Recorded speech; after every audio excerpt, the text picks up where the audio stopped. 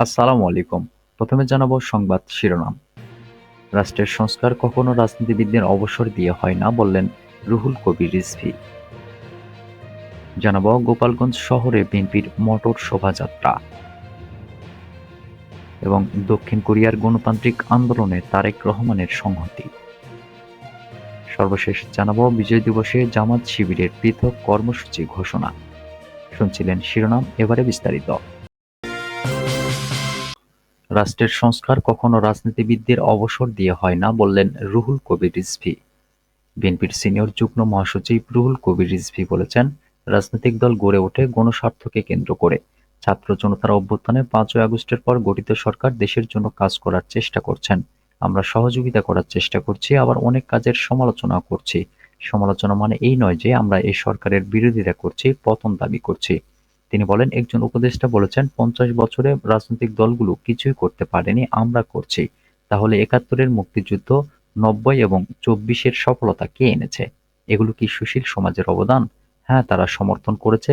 ৩০০ শতাব্দী থেকে ভোটের প্রথা চালু হয়েছে। ৮০০ বছর আগে ইংল্যান্ডে অধিকারের আন্দোলন শুরু হয়েছে। বড় বড় উন্নত দেশে ও রাষ্ট্রের সংস্কার কখনো রাজনীতিবিদদের অবসর দিয়ে হয় না। সংস্কার নিয়ে জনৈক উপদেষ্টার উক্তির সমালোচনা করে তিনি বলেন, এটি অহংবোধের অভিব্যক্তি। একটি রাষ্ট্রকে অগ্রগতির পথে নিয়ে যাওয়ার যে সংস্কার, এই সংস্কার তো মনীষীরা চিন্তা করেছেন। রাজনৈতিক দলগুলি সেটা বাস্তবায়ন করেছে। প্রকৃত সংস্কার করলে গণতন্ত্রের যে অপরিহার্য অংশ নির্বাচন, আইনের শাসন, বিচার বিভাগ, এগুলোর সংস্কার তো বিলম্ব হওয়ার কথা না। রবিবার দুপুরে রাজধানীর মোহাম্মদপুরের সূচনা কমিউনিটি সেন্টারের সামনে জাতীয়তাবাদী কৃষক দল মহানগর উত্তরের শীতবস্ত্র বিতরণ কর্মসূচিতে বক্তব্যে তিনি কথা বলেন। রিজভী বলেন, অগ্রগতি যে একেবারে হয়নি আমরা তা বলছি না। আমরা এখন বক্তৃতা করে বাসায় যেতে পারছি। আমাদেরকে এখন পুলিশ ধরছে না, গোয়েন্দা পুলিশ খুঁজছে না। হ্যাঁ, এটা হয়েছে। এ ধরনের কথা আপনারা বললে মানুষ অন্য কিছু ভাববে। ফখরুদ্দিন মঈনুদ্দিনের পুনরুত্থান হবে। তিনি বলেন, সরকার এখনো দ্রব্যমূল্য নিয়ন্ত্রণে আনতে পারেনি। পতিত স্বৈরশাসকের বাজার সিন্ডিকেট ভাঙতে পারেনি। তাদের চিহ্নিত করুন, মধ্যস্থভোগীদের আইনের আওতায় আনুন।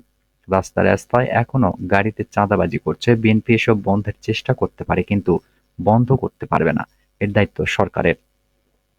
সরকার এসব প্রতিহত করার চেষ্টা করলেও উদ্যম কম। জনগণ যদি আগের চেয়ে স্বস্তিতে থাকতে না পারে তাহলে হতাশ হবে। বিএনপির এই নেতা বলেন, আপনারা প্রশাসনে শেখ হাসিনার পোকামাকড় রেখে দিলে দেশ এগিয়ে নিয়ে যেতে পারবেন কিভাবে? নারায়ণগঞ্জে যে এসপির গুলিতে আন্দোলনকারী শাওনকে হত্যা করা হলো, তাকে প্রমোশন দিয়ে ঢাকায় নিয়ে আসলেন। তাহলে চাঁদাবাজি, সন্ত্রাস, হত্যা বন্ধ করবেন কিভাবে? যে পুলিশের কারণে রাজপথ রক্তাক্ত হয়েছে, উল্টো তাদের ভালো পোস্ট দিলে বর্তমান সরকার এবং পরবর্তীতে যারা আসবে তাদের জন্য ক্ষতিকর। কৃষক দলের নেতাকর্মীদের উদ্দেশ্যে তিনি বলেন, কৃষক দল বাজার দরে কৃষিদ্রব্য কিনে কম মূল্যে বিক্রি করছে। বগুড়া থেকে কম মূল্যে বীজ কিনে কুড়িগ্রামে কৃষকদের মাঝে বিতরণ করছে। এর জন্য বিএনপির পক্ষ থেকে কৃষক দলকে ধন্যবাদ জানাই। এখন আন্দোলন নেই, কিন্তু বিএনপির কেউ বসে নেই, জনস্বার্থে কাজ করে যাচ্ছে। গোপালগঞ্জ শহরে বিএনপির মোটর শোভাযাত্রা। বিএনপির একাংশ গোপালগঞ্জ জেলা শহরে মোটর শোভাযাত্রা করেছে।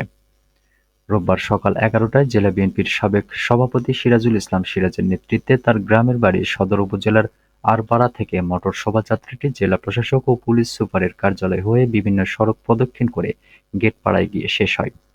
জেলা প্রশাসকের কার্যালয়ের সামনে সিরাজুল ইসলাম সিরাজ বলেন, বিগত সরকারের আমলে আমরা কোনো রাজনৈতিক কার্যক্রম চালাতে পারিনি। এখন সুযোগ এসেছে সুস্থ রাজনীতি করার, জনগণের আশা আকাঙ্ক্ষার প্রতিফলন ঘটাতে এবং মানুষের জন্য কাজ করতে চাই। তিনি আরো বলেন, এতদিন বিএনপি গোপালগঞ্জে কাজ করলেও আওয়ামী লীগ ও প্রশাসনের চাপে কোনো কর্মসূচি পালন করতে পারেনি। ২০১৮ সালে সংসদ নির্বাচনে আমি ছিলাম বিএনপির প্রার্থী। আশা করি আগামীতেও আমাকে জাতীয় সংসদ নির্বাচনে বিএনপি গোপালগঞ্জ ২ আসন থেকে মনোনয়ন দেবে।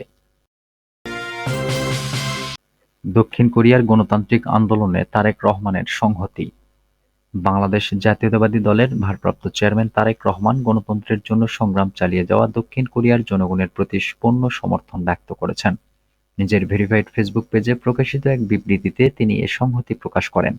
তারেক রহমান লেখেন, গণতন্ত্রের জন্য লড়াই করা দক্ষিণ কোরিয়ার সাহসী জনগণের সঙ্গে একাত্মতা প্রকাশ করছি। রাজনৈতিক নিপীড়ন মোকাবেলার অভিজ্ঞতার কথা উল্লেখ করে তিনি লেখেন, বাংলাদেশে আমরা ১ দশকেরও বেশি সময় ধরে একটি দমনমূলক শাসন সহ্য করেছি। নিপীড়ন মোকাবেলার জন্য ব্যথা সইতে হয়। যে পরিমাণ ধৈর্য ও দৃঢ় সংকল্প প্রয়োজন তা আমরা গভীরভাবে অনুভব করতে পারি। তারেক রহমান নির্বাচিত সরকারের গণতান্ত্রিক প্রক্রিয়ার অপব্যবহারের সমালোচনা করেন এবং এটিকে উভয় দেশের জন্য একটি অভিন্ন চ্যালেঞ্জ বলে অভিহিত করেন। তিনি বলেন, আমাদের উভয় জাতিই নির্বাচিত সরকারের নিজেদের উদ্দেশ্যে গণতান্ত্রিক ফাঁক-ফোকরকে কাজে লাগানোর বিপদ সম্পর্কে জানি। তিনি উভয় দেশে গণতন্ত্রপন্থী আন্দোলনের সাফল্যে একটি দৃঢ় সংকল্প জনগণের অদম্য শক্তির উপর জোর দেন। ভবিষ্যৎ হুমকি এড়াতে রাজনৈতিক নেতা ও নাগরিকদের সতর্ক থাকার আহ্বান জানিয়ে তারেক রহমান বলেন, শক্তিশালী গণতান্ত্রিক প্রতিষ্ঠান গড়ে তোলার মাধ্যমে আমরা আমাদের জনগণের অধিকার রক্ষা করতে পারি এবং একটি ন্যায় ও মুক্ত সমাজ নিশ্চিত করতে পারি। বিজয় দিবসে জামাত শিবিরের পৃথক কর্মসূচি ঘোষণা।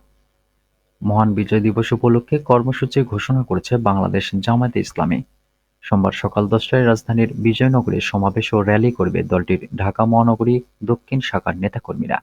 ওই সমাবেশে বাংলাদেশ জামায়াতে ইসলামীর কেন্দ্রীয় নির্বাহী পরিষদ সদস্য ও ঢাকা মহানগর দক্ষিণের আমির মোহাম্মদ নুরুল ইসলাম বুলবুলের সভাপতিত্বে প্রধান অতিথি হিসেবে উপস্থিত থাকবেন দলের আমির ডাক্তার শফিকুর রহমান।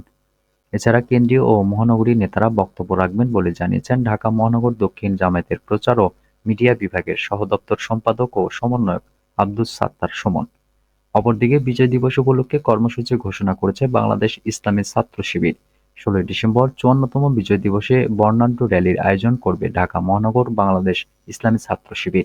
রোববার সংগঠনটি তাদের ফেসবুক পেজ থেকে করা এক স্ট্যাটাসে বলা হয়, 54তম বিজয় দিবস উপলক্ষে সোমবার সকাল 9টায় রাজধানীর বায়তুল মোকাররম থেকে শাহবাগ পর্যন্ত বর্ণাঢ্য র্যালি অনুষ্ঠিত হবে ইনশাআল্লাহ। র্যালিতে উপস্থিত থাকবেন ছাত্র শিবিরের কেন্দ্রীয় সভাপতি মঞ্জুরুল ইসলাম।